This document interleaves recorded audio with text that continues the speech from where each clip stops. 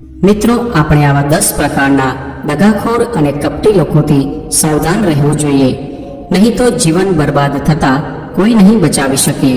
કોઈએ સાચું જ કહ્યું છે કે એક ખૂંખાર જંગલી પ્રાણીની સરખામણીમાં એક દુષ્ટ મિત્ર વધારે ખતરનાક હોય છે. એવા મિત્રથી વધારે ડરવું જોઈએ, કેમ કે પ્રાણી તો માત્ર તમારા શરીરને નુકસાન પહોંચાડે છે, પણ એક કપટી અને દગાખોર મિત્ર તમારી બુદ્ધિને નુકસાન પહોંચાડે છે. એક ખરાબ મિત્ર તમને એવી હાલતમાં લઈ જાય છે જ્યાં તમને લાગવા માંડે છે કે આ દુનિયા ખૂબ જ ખરાબ છે અને અહીં જીવીને પણ શું ફાયદો છે. અને આવો ત્યારે જ થાય છે જ્યારે તમારી સાથે વિશ્વાસઘાત થાય છે, તમને દગો મળે છે. અને દગો પણ એ જ વ્યક્તિને મળે છે જેણે બીજા પર આંધળો વિશ્વાસ કર્યો હોય. ક્યારેય પણ આપણે કોઈની પર એકદમ વિશ્વાસ નથી કરતા. ભરોસો ધીરે ધીરે થાય છે, પરંતુ એક સમય પછી આ ભરોસો એટલો મજબૂત બની જાય છે કે આપણે એ વ્યક્તિ માટે આપણી આંખ, કાન અને દિમાગ બધું જ બંધ કરી દઈએ છીએ.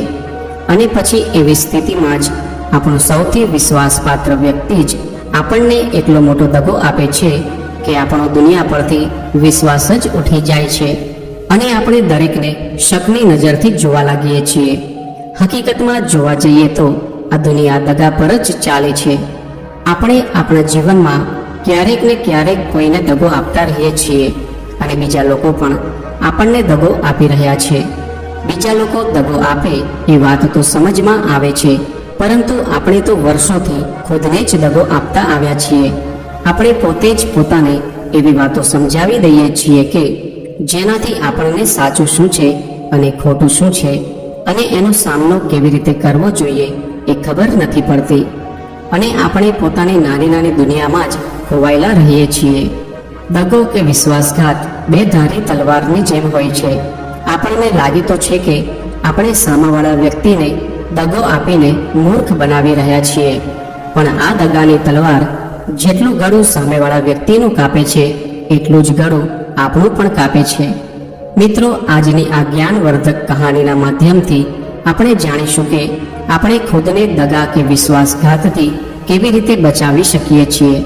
અને આ કહાનીના અંતમાં આપણે એવી 10 નિશાનીઓ વિશે જાણીશું જે એક દગાખોર અને જુઠ્ઠા વ્યક્તિમાં જોવા મળે છે.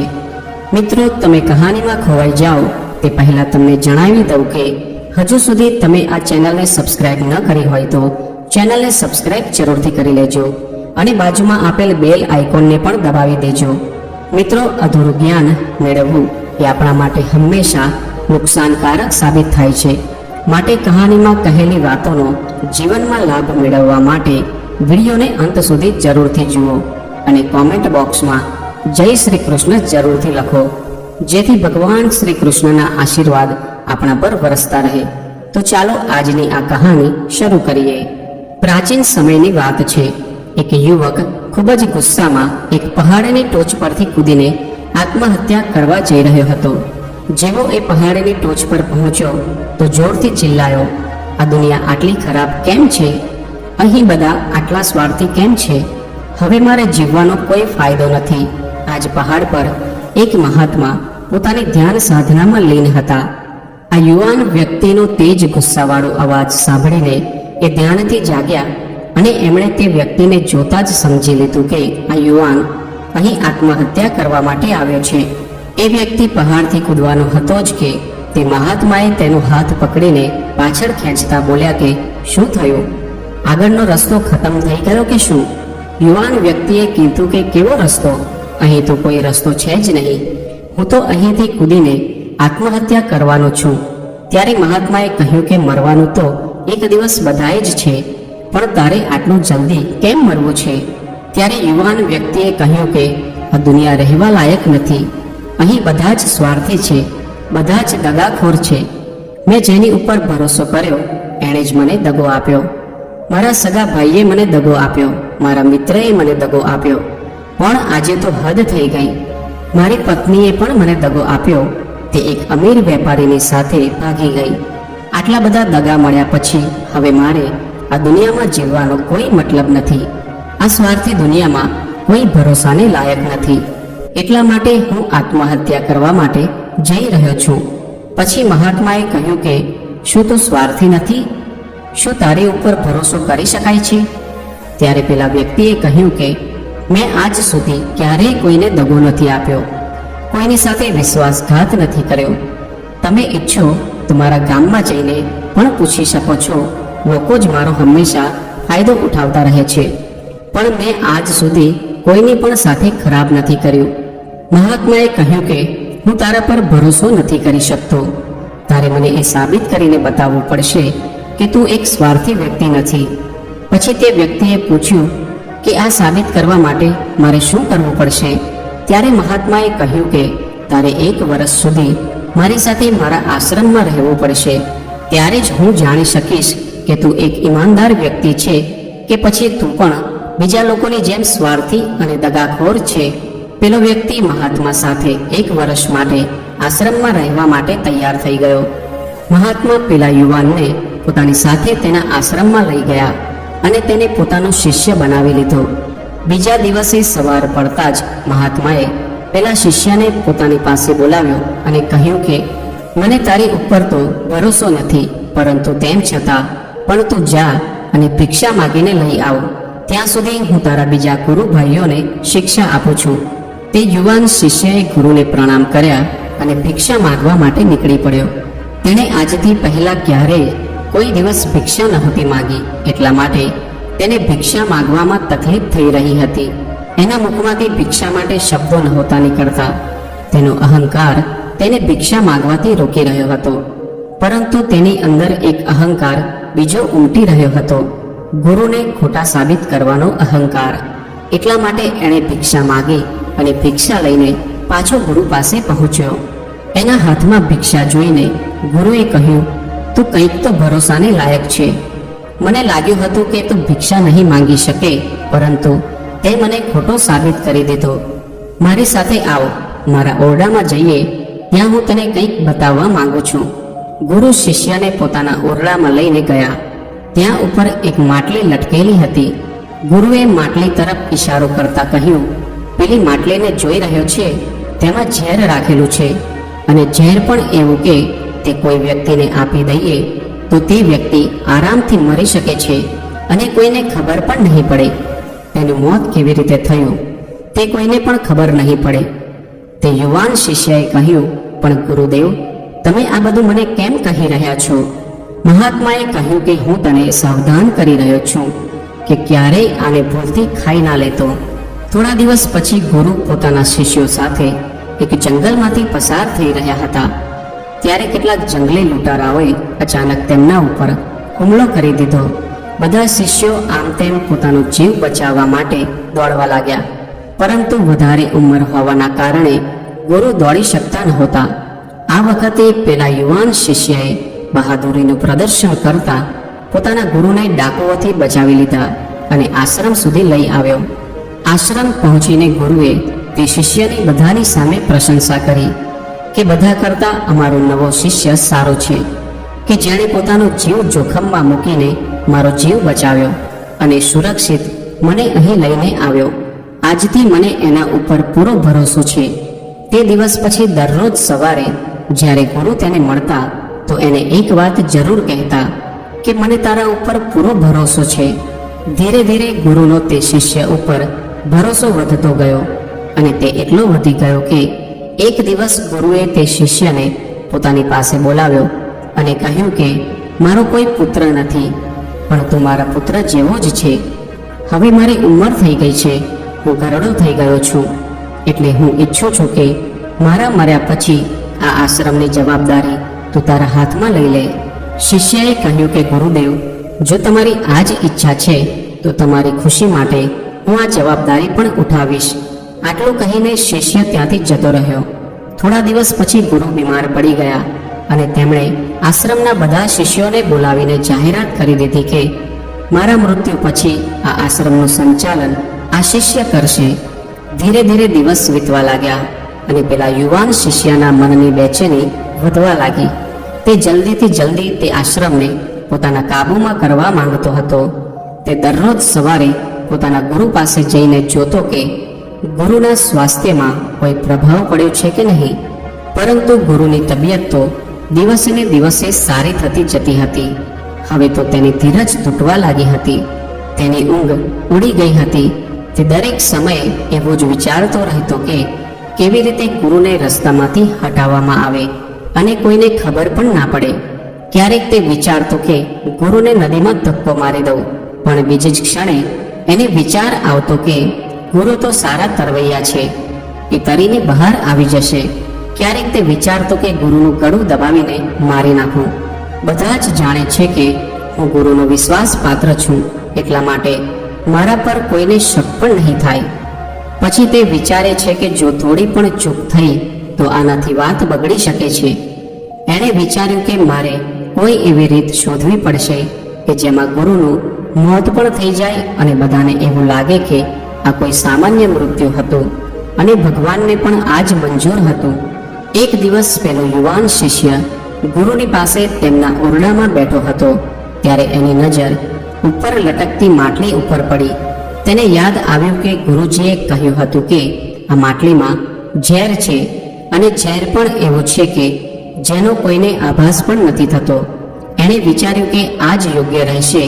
આ ઝેર ગુરુને આપી દઉં છું અને કોઈને ખબર પણ નહીં પડે કે એમનું મોત કેવી રીતે થયું છે. આખા આશ્રમ પર મારું જ નિયંત્રણ હશે.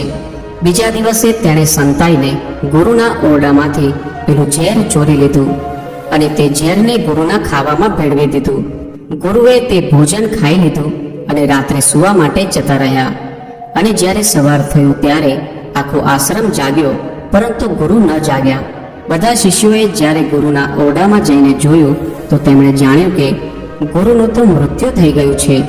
જ્યારે આ વાત પેલા યુવાન શિષ્યને ખબર પડી તો તે અંદરને અંદર ખૂબ જ ખુશ થવા લાગ્યો અને આશ્રમને પોતાના નિયંત્રણમાં લેવાનું કામ શરૂ કરી દીધું. તે જ આશ્રમમાં ગુરુનો એક સૌથી જૂનો શિષ્ય હતો. તે ચૂપચાપ આ બધી ઘટના જોઈ રહ્યો હતો. તે પોતાના ઓરડામાં ગયો અને ત્યાંથી એક ઔષધિ લઈને આવ્યો અને આ ઔષધિ તેણે ગુરુને પીવડાવી દીધી. થોડી જ વારમાં ગુરુની ચેતના પાછી આવી ગઈ અને તે એકદમ સ્વસ્થ થઈને બેસી ગયા. આ બધું જોઈને પેલા યુવાન શિષ્યના પગ નીચેથી જમીન સરકી ગઈ અને તે ખૂબ જ ગભરાઈ ગયો. ગુરુએ બાકીના બધા શિષ્યોને પોતપોતાના કામોમાં પાછા મોકલી દીધા અને પેલા યુવાન શિષ્યને પોતાની પાસે બોલાવીને કહ્યું કે શું તું હજુ પણ વિશ્વાસને લાયક છે? શું તે મને દગો નથી આપ્યો? શું તું સ્વાર્થી નથી? પેલો શિષ્ય ગુરુના પગે પડી ગયો અને બોલ્યો, ખબર નથી પણ આ અપરાધ મારાથી કેવી રીતે થઈ ગયો. આજથી પહેલા તો મેં ક્યારેય કોઈને દગો નહોતો આપ્યો. લોકો જ મને દગા આપતા આવ્યા છે, પણ ખબર નહીં કેમ કેવી રીતે મેં તમને આજે દગો આપી દીધો. ગુરુએ કહ્યું કે તું મને દગો આપી જ શકતો નહોતો, કેમ કે મેં તારા ઉપર ક્યારેય ભરોસો જ નહોતો કર્યો. હું કોઈ પણ માણસ પર ક્યારેય ભરોસો નથી કરતો. હું માત્ર એના પર જ ભરોસો કરું છું કે જેને હું મારી આંખોથી જોઉં છું અને મારા કાનોથી સાંભળું છું. મને તારી અંદર લાલચ દેખાઈ રહી હતી અને આ લાલચ પણ મેં જ તને જાણી જોઈને આપી હતી. કેમ કે કોઈ વ્યક્તિ માત્ર 3 કારણોથી જ કોઈની સાથે વિશ્વાસઘાત કરે છે. પહેલું કારણ સ્વાર્થ, બીજું લાલચ અને ત્રીજું ઈર્ષ્યા. પેલા યુવાન શિષ્યએ ગુરુને પૂછ્યું, પણ ગુરુદેવ, હું મારી જાતને સ્વાર્થ, લાલચ અને ઈર્ષ્યાથી કેવી રીતે મુક્ત રાખી શકું? ગુરુએ કહ્યું, પોતાની જાતને વાંચો, પોતાને જાણો અને પોતાની અંદર ઉતરવાનો પ્રયાસ કરો. માણસની અંદર ઘણી સંભાવના છે. એ પોતાને કંઈ પણ બનાવી શકે છે, એ કંઈ પણ થઈ શકે છે. અને તારામાં કોઈ પરિવર્તન આવે તો અંદરથી નજર કરીને એ જાણવાનો પ્રયાસ કર કે તું શા માટે બદલાઈ રહ્યો છે. ક્રોધ તને બદલી રહ્યું છે કે આ પરિવર્તન સારું છે કે ખરાબ?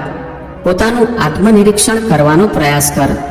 ગુરુના આ શબ્દો સાંભળીને પેલા શિષ્યએ પોતાના ગુરુના પગ પકડી લીધા અને કહ્યું કે ગુરુદેવ, હું તમારો શિષ્ય બનીને રહેવા માંગુ છું અને આ જ્ઞાન પ્રાપ્ત કરવા માંગુ છું કે હું કોણ છું, શું છું અને હું કેમ બદલાઈ જાઉં છું.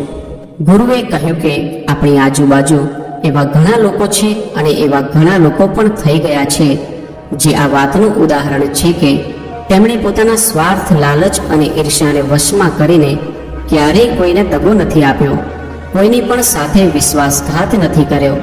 દગો માણસ ત્યારે જ આપે છે જ્યારે એને લાગે છે કે જે તે કરી રહ્યો છે તેને કોઈ જ નથી જોઈ રહ્યું અને ભવિષ્યમાં પણ કોઈ તેની ઉપર નજર નહીં રાખે અને જે એ કરી રહ્યો છે એ જ સાચું છે. જો કે પકડાઈ ગયા પછી પોતાને બચાવવા માટે તે તર્ક આપે છે કે હું તો કાંઈ કરી જ શકતો ન હતો, મારી પાસે આ જ છેલ્લો રસ્તો વધ્યો હતો, હું મજબૂર હતો. પણ દરેક દગા પાછળની હકીકત એ જ છે કે વ્યક્તિ જાણી જોઈને પોતાના ફાયદા માટે આ બધું કરે છે.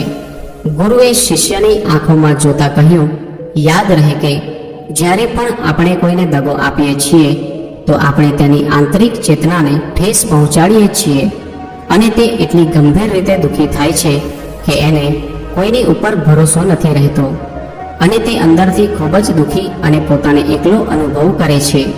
એટલા માટે જો તું ઈચ્છે છે કે તને કોઈ દગો ન આપે તો પોતાની આંખ, કાન અને દિમાગને ખુલ્લું રાખીને લોકો પર ભરોસો તો કર, પરંતુ એટલો પણ ભરોસો ના કરવો કે એ તારો ફાયદો ઉઠાવવા લાગી જાય.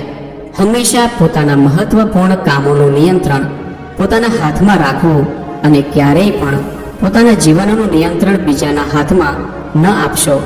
અને વચ્ચે વચ્ચે પોતાની તપાસ કરતા રહો કે જે દગાથી તમે બચવા માંગો છો તો કંઈક એવો જ દગો તમે બીજાની સાથે તો નથી કરી રહ્યા ને? અને તેમ છતાં પણ તમને કોઈ દગો આપે તો નિરાશ ન થવું, કેમ કે દરેક દગો માણસને કંઈક ને કંઈક શીખવાડીને જાય છે. દગો ખાધા પછી માણસ પહેલાથી પણ વધારે સતર્ક અને સમજદાર થઈ જાય છે.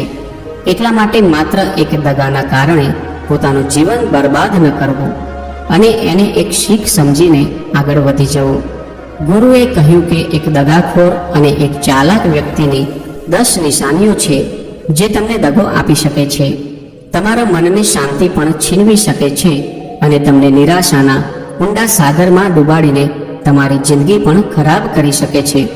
ગુરુજી જણાવે છે કે પહેલી નિશાની એ છે કે જે દગાખોર હશે, જુઠ્ઠો હશે, તે તમારાથી બધું જ છુપાવશે.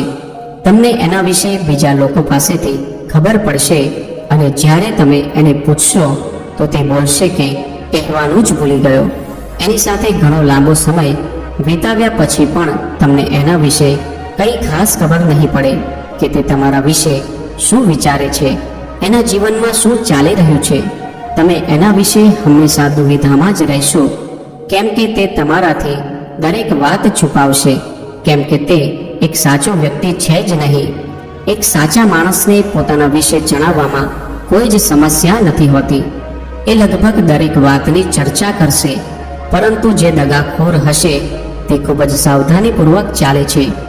તો આ વાત આપણે ધ્યાનમાં રાખવી જોઈએ કે જે માણસ સાથે આપણે સંબંધમાં છીએ, જેને આપણે આપણી આખી જિંદગી સોંપવાના છીએ, જેની સાથે આપણે પ્રેમનો, વિશ્વાસનો સોદો કર્યો છે, શું એ આખી જિંદગી આપણી સાથે ખુલ્લી ચોપડીની જેમ બધી વસ્તુ વહેંચે છે કે પછી નહીં?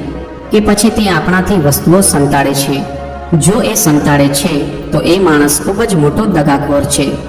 બીજી નિશાની એ છે કે જે માણસ દગાખોર હોય છે, જેનો આપણી સાથે સાચો પ્રેમ નથી હોતો, એને આપણે ચિંતા ક્યારેય નથી હોતી. આપણે એની ગમે એટલી ચિંતા કરીએ, એના માટે ગમે તે કરીએ, તો પણ એને આપણી કોઈ પણ પ્રકારની પરવા નથી હોતી.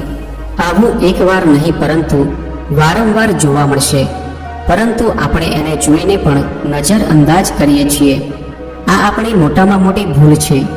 આપણે આપણા મોહના લીધે સાચું આંખોની સામે હોવા છતાં પણ એને જોઈ નથી શકતા.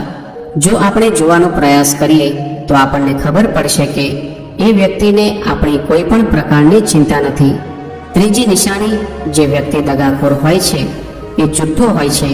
એની પોતાની વાતો પોતાને જ યાદ નથી રહેતી. તેની જીભ વારંવાર બદલાતી રહે છે. એ પોતાની વાતો પર ખરો નથી ઉતરતો, તો પણ આપણે એની જુઠ્ઠી વાતોમાં ફસાઈ જઈએ. એટલા માટે આપણે એને ઓળખી નથી શકતા. ચોથી નિશાની, એક દગાખોર વ્યક્તિ આપણી સામે તો આપણી ચાપલૂસી કરે છે અને જુઠ્ઠી પ્રશંસા કરે છે, પણ એ ક્યારેય પણ આપણી પીઠ પાછળ કે બીજા લોકો આગળ આપણી પ્રશંસા નહીં કરે અને આપણને એટલી ઇજ્જત પણ ક્યારેય નહીં આપે જેનાથી એને આપણે આપણી જિંદગીમાં સ્થાન આપી શકીએ. કેમ કે એક દિવસ આપણને એ દગો આપવાનો છે. જ્યારે આવા લોકો આપણને મોટો દગો આપે એના પહેલા જ આપણે સતર્ક રહેવું જોઈએ.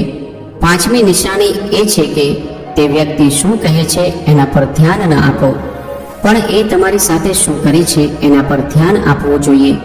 કેમ કે વાતો કરવી ખૂબ જ આસાન હોય છે, પણ કરવું ખૂબ મુશ્કેલ હોય છે. અને મોટાભાગના લોકો આવી જ વાતોમાં આવીને ફસાય છે. એટલા માટે તમને ભલે ગમે એટલી મીઠી વાતો કરે, ગમે તેવા વચન આપે, પરંતુ જ્યાં સુધી એ તમને કરીને ના બતાવે ત્યાં સુધી ભરોસો ના કરવો. છઠ્ઠી નિશાની એ છે કે જે ઘણીવાર પ્રેમ સંબંધોમાં જોવા મળે છે કે એક વ્યક્તિ પોતાને પ્રેમ કરનારને એવી રીતે રાખે છે જેમ કે સામેવાળો એના માટે હંમેશા ઉપલબ્ધ રહેવાનો હોય, એ ક્યાંય જવાનો ન હોય, અહીં જ પડ્યો રહેવાનો હોય. એટલા માટે એ ના તો એને ઇજ્જત આપે છે અને ના તો એનું સન્માન કરે છે. અને જો એની પાસે સન્માનની ભીખ માંગવામાં આવે તો જતું કરે છે. સંબંધમાં આપણે કોઈની પાસે ભીખ માંગવી પડે કે કોઈ મને સમય આપે, મારી સાથે વાતો કરે, તો એનાથી ખરાબ સંબંધ બીજો કોઈ હોતો નથી. જેને વધારેમાં વધારે સમય તમારી સાથે વિતાવવાનો હોય એની પાસે જ તમારે સમયની ભીખ માંગવી પડે તો સમજી લેવું કે એની અંદર તમારા માટે કોઈ પણ પ્રકારનો પ્રેમ નથી હોતો. સાતમી નિશાની, એની પાસે દરેક કામ માટે સમય હશે પણ તમારા માટે ક્યારેય સમય નહીં હોય. એ પોતાના જીવનમાં તમારા માટે કંઈ નથી છોડવાના, પણ તમને છોડી દેશે. આઠમી નિશાની એ છે કે એ ક્યારેય પણ તમારા પ્રત્યે સમર્પિત નહીં થાય. એ તમને ક્યારેય એવું નહીં કહે કે ભલે કંઈ પણ થઈ જાય હું તારી સાથે છું. એ માત્ર શરતો પર તમારી સાથે રહેશે. જ્યારે એમને સારું લાગશે ત્યારે એ તમારી સાથે રહેશે, અને જો એમને થોડી પણ તકલીફ પડી તો જતા રહેશે. કેમ કે આવા લોકો પોતાના આરામથી બહાર આવીને તમારા માટે કશું જ નથી કરવાના. નવમી નિશાની, એ હંમેશા તમને દુઃખ પહોંચાડતા રહેશે. ક્યારેક જાણી જોઈને તો ક્યારેક એમને ખબર પણ નથી હોતી કે તમને કેટલું દુઃખ આપી રહ્યા છે. જે માણસ તમને સાચો પ્રેમ કરતો હશે એની સાથે તમને ખુશીનો અનુભવ થશે. એની સાથે રહેવાથી તમને એવું લાગશે કે તમારું બધું જ દુઃખ ગાયબ થઈ ગયું છે. અને જો તમે કોઈ દગાખોર જુઠ્ઠા વ્યક્તિની સાથે રહો છો તો તમને બધું જ ભારે ભારે લાગતું હશે. તમારી અંદરથી એવો અવાજ આવશે કે આ સંબંધ તમારા માટે બરાબર નથી રહ્યો. 10મી નિશાની, તમે એમની જિંદગીમાં ક્યારેય નથી હોતા, એની જિંદગીમાં તમારી કોઈ ખાસ જગ્યા નથી હોતી. આવા લોકો જ્યારે ઈચ્છે ત્યારે ખૂબ જ આસાનીથી તમને પોતાના જીવનમાંથી બહાર કરી શકે છે. અને જો તમને આ વાત પર વિશ્વાસ ન હોય તો થોડા દિવસ માટે એના જીવનમાંથી ગાયબ થઈ જાઓ. એને થોડો પણ ફરક નહીં પડે, પરંતુ એ તો વધારે ખુશ થશે. એ વિચારતા હશે કે સારું થયું, મુસીબત મારી જિંદગીમાંથી ચાલી ગઈ. અને તમે પણ જો આવી વ્યક્તિ સાથે સંબંધમાં હોય તો ભાનમાં આવી જાઓ. જેટલું જલ્દી બની શકે એટલું એનાથી દૂર થઈ જાઓ. વિશ્વાસ કરો, આવા સંબંધમાંથી બહાર આવીને તમને શાંતિનો અનુભવ થશે. તમે આ દુનિયામાં એક ખરાબ વ્યક્તિને છોડશો તો 10 સારા વ્યક્તિ તમારી સામે આવશે, અને આવા વ્યક્તિઓ તમારું માન સન્માન કરશે, તમને પ્રેમ આપશે. પણ જ્યાં સુધી તમે આવા જુઠ્ઠા વ્યક્તિની સાથે રહેશો ત્યાં સુધી બીજા સારા વ્યક્તિઓ તમારી નજર સામે નહીં આવે. કહેવાય છે કે પ્રેમ જેવું કશું નથી હોતું, આજકાલ બધું નકલી છે. આ પણ પૂરી રીતે સાચું નથી હોતું. દુનિયામાં ઘણા બધા લોકો એવા છે જે પ્રેમ કરવાનું પણ જાણે છે અને એને નિભાવવાનું પણ જાણે છે. પ્રેમ તો ઈશ્વરનું વરદાન છે અને પ્રેમ પર જ દુનિયા ટકેલી છે. તો મિત્રો, આ કહાની તથા આપવામાં આવેલી માહિતી તમને કેવી લાગી તે કોમેન્ટ કરીને જરૂર જણાવજો. અને વિડીયો પસંદ આવ્યો હોય તો લાઈક અને શેર કરજો, તથા ચેનલ પર નવા હોય તો ચેનલને સબસ્ક્રાઈબ